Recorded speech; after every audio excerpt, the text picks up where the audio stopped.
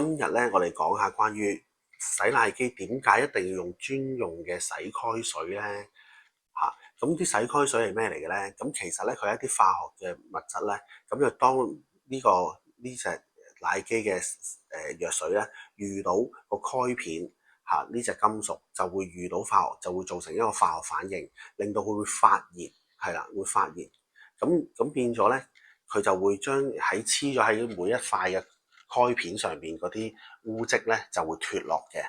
係啦。佢係用呢個功能去令到咧一個好密布嘅開片上邊咧，咁令到咧佢啲黐上去嗰啲污漬咧就會脫落，再經過大量嘅水咧就沖洗咧，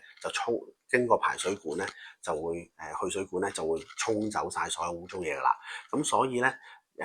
所以之前上一集講關於用嗰啲噴霧啊就咁噴咧，個效果係點咧？就同真係用真正嘅洗奶機開水咧去清洗，同埋用大量水去沖走晒啲污糟嘢咧，咁係個效果咧係爭好遠嘅。其實，